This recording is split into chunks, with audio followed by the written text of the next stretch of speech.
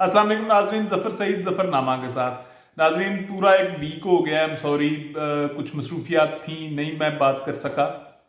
बात क्या करता नाजरीन, कोई बहुत बड़ा डेवलपमेंट भी नहीं थी, कोई बहुत बड़ी ऐसी पेशरफ नहीं थी जिसके ऊपर बात करना मैं समझता हूँ कि ज़रूरी है। मास वाए एक दो के, ठीक है, जो बाइडन ने आके इस दौरान हल्फ लिया है, उसने अमेरिका की बागडोर संभाली है, तो ठीक है, रूटीन का मैटर था, रिजल्ट अनाउंस हो चुका था, ट्रंप ने जाना था, जो बाइडन ने आना था, तो वो सारा काम हुआ है।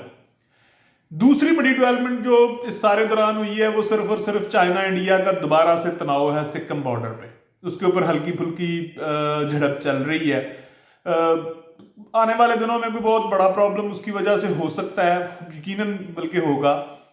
लेकिन इसको हम कोई बड़ी डेवलपमेंट नहीं कह सकते, फिलहाल वो छोटी छोटी चीजें थी। जो जरूरी बातें करने वाली थी वो पाकिस्तान की जो लोकल पॉलिटिक्स है उसके हवाले से थी।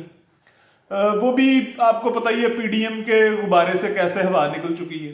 इमरान खान पता नहीं, मेरा ख्याल है कि लकी है, माहौल उसका साथ दे रहा है, कुदरत उसका साथ दे रही है, अदारे उसका साथ दे रहे हैं, इंटरनेशनल हालात ऐसे हैं कि वो भी उसकी फेवर में जा रहे हैं। तो वो ये कोई बहुत बड़ा ऐसी बात नहीं थी कि जिसके ऊपर बार बार वीलॉग किया जाए सिर्फ अपनी रेटिंग के लिए, ऐसा हरगिज नहीं था। सिलसिला शुरू किया हुआ था हमने हिस्ट्री का, तो क्यों ना, जब हालात नॉर्मल हैं, पानी अपनी रो में बह रहा है, तो हम इस दौरान कुछ अच्छी बातें करते जाएं। यानी मेरा मतलब है कुछ डेवलपमेंटल डिस्कशन होनी चाहिए। जैसे हिस्ट्री को देखते हैं, पिछली दफ़ा हमने चाइना को देखा था दो हिस्सों में, चाइना की हिस्ट्री पार्ट 1 और पार्ट 2।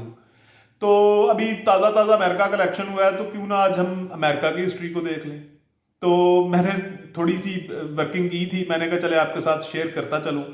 ये भी दो हिस्सों में होगी, इसका पार्ट 1 आज है, पार्ट 1 फिर हम आने वाले दिनों में इंशाल्लाह कर लेंगे। तो नाजरीन, जो इस वक्त हिस्टोरियंस हैं, जो आर्कियोलॉजिस्ट्स हैं, उन्होंने बड़ी रिसर्च के बाद ये अंदाजा लगाया है कि अमेरिका मेनलैंड जो इस वक्त मौजूद है, इसको कभी ना कभी यहां आबाद किया था तो इंडियंस ने किया था, या एटलीस्ट एशियंस ने किया था। इंडियंस क्यों कह रहे हैं वो? अच्छा, ये वो ट्रेसेस बता रहे हैं 20 से कोई 35,000 ईयर्स बैक। तो वो कह रहे हैं कि जी कुछ चीजें ऐसी हैं जो बड़ी कॉमन है इंडियंस में और इसमें अपना अमेरिकन में। जो नेटिव अमेरिकन थे, ये यूरोपियन के जाने से पहले की जो कौम अमेरिका में बसती थी, उसको वो नेटिव अमेरिकन बोलते हैं। उनको वो कह रहे हैं कि उनकी बेशुमार चीजें इंडियंस या एशियन से मिलती जुलती थी। जैसे कॉर्न, ये जो मेज है, मकई हम जो खाते पीते हैं, ये इसके ट्रेसेस सब कॉन्टिनेंट के बाद जो आर्कियोलॉजिस्ट को सबसे ज्यादा मिले हैं वो अमेरिका में मिले हैं, और वो बहुत ही पुराने मिले हैं, यानी 20,000 बैक मिले हैं। 20,000 बैक या 35,000 पीछे जाएं तो इसके ट्रेसेस या इंडिया में मिलते हैं या अमेरिका में मिलते हैं। फिर कुछ बिल्डिंग्स के स्टाइल डोम के हवाले से खास तौर पर वो भी अमेरिकन के और इंडियंस के ऑलमोस्ट सेम थे। फिर कुछ लैंग्वेज के वर्ड ऐसे थे, फिर कुछ खाने पीने की आदत थी, और सबसे अहम चीज जो थी वो एग्रीकल्चर की जो प्रैक्टिसेस हैं, जो ज़राअत का मतलब पेशा है, उसकी बहुत सारे तौर अतवार इंडियंस के और अमेरिकन नेटिव्स के आपस में मिलते जुलते थे। तो ये तो बात हो रही है जिसे हम प्री हिस्ट्री भी कह सकते हैं। यानी ये वो चीजें हैं जो ट्रेसेस के थ्रू और आर्कियोलॉजी के थ्रू हम जान पाते हैं। इसका कोई डॉक्यूमेंट नहीं होता, इसलिए हम इसको हिस्ट्री भी नहीं कह सकते, एक गेस है, वाइल्ड गेस है, बल्कि मैं तो यूं कहूंगा। उसके बाद जो सबसे बड़ी पेशरफ्त हुई है, देखें जरा पूरी दुनिया में अमेरिका एक ऐसा खिता है जो मैं समझता हूं कि बदकिस्मत ही रहा है। आप देखें जरा, गौर करें कि पूरी दुनिया में हर जगह पे हर खत्ते का कहीं ना कहीं डॉक्यूमेंटेड ट्रेस मौजूद है, लेकिन अमेरिका एक ऐसी कौम है जिसके ट्रेसेस सिर्फ 500 ईयर्स हिस्ट्री रखते हैं अपने अंदर। यानी जो मेनलैंड अमेरिका है ये सिर्फ आज से 500 साल पहले की हिस्ट्री रखती है। यानी 15वीं सदी में 1400 कुछ में, 1400 के एंड पे, 1490 के बाद यहाँ पे कुछ चीजें ऐसी नजर आई हैं जिनको हम कह सकते हैं कि ये अब हिस्ट्री है।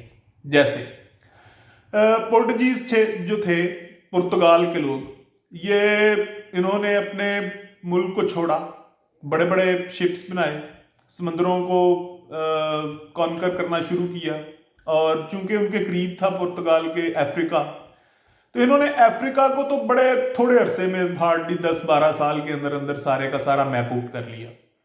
ना सिर्फ मैप आउट कर लिया बल्कि इन्होंने उसकी टिप्स भी डिफाइन कर ली कि ये यहां से अगर हम घूम के जाएं तो ये अफ्रीका खत्म हो जाएगा। तो सिरालियोन से उन्होंने शुरू किया और फिर वो गुड केप, जिसे अब केप टाउन भी कहते हैं, साउथ अफ्रीका में जो है, इन सारे एरिए को उन्होंने बड़ी जल्दी से कॉन्कर कर लिया, डिस्कवर कर लिया। फिर इन्होंने गहरे समुद्रों में यानी अटलांटिक में, खास तौर पर नॉर्थ अटलांटिक में अपनी मूवमेंट जो है ना वो बढ़ाई। इनका साथ देने वाले स्पेनिश थे। स्पेन 15वीं सदी की सबसे बड़ी बादशाह था, ये याद रखिएगा। ये वो स्पेन है जो उस वक्त इंग्लैंड को, क्राउन ऑफ इंग्लैंड को, बरतानिया का जो उस वक्त बादशाह थी उसको चैलेंज कर रहा था। तो स्पेन ने पुर्तगाल का साथ दिया और फिर अल्टीमेटली स्पेन ने उस मूवमेंट को लीड किया। और फिर आपको सारों को पता ही होगा कि कैसे क्रिस्टोफर कोलंबस की क़यादत में वो सारे का सारा वॉयज किया और उसने जाके अमेरिका को दरियाफ्त डिस्कवर करना शुरू किया। और फिर वो बहुत सारे सालों से होते हुए अमेरिका मेनलैंड तक वो भी नहीं पहुंचे थे, वो भी ये मैक्सिको के पास कहीं आ जाके उन्होंने भी कैरेबियन और मैक्सिको के पास अपने जहाज लंगरअंदाज किए। उसके बाद फिर जब ये दूसरी बड़ी अचीवमेंट जो थी वो फ्रेंच की थी। फ्रेंच भी उस वक्त अपने मतलब ये तीसरी बड़ी ताकत थी यूरोप की। स्पेन, इंग्लैंड, फ्रांस, तो दूसरे नंबर पे फ्रेंच गए। अच्छा, ये फ्रेंच ने जाके, मैं समझता हूं बल्कि जो हिस्ट्री बता रही है वो मेनलैंड को अगर किसी ने टच किया है सबसे पहले, मेनलैंड जिसको मैं कहता हूं, उसका मतलब आज वो यूएसए है, जो 52 स्टेट्स हैं जो आपस में एक कंसोर्शियम बना के, एक फेडरेशन बना के अपने आप को रियासत हाय मुत्तहिदा अमेरिका कहते हैं। उस लैंड को फ्रेंच ने टच किया है, स्पेन ने या पोर्टुगीज ने नहीं, याद रखिए। अच्छा जी, ये स्पेन और फ्रांस फिर इसको टच करने के बगैर पता नहीं क्या हुआ उनको।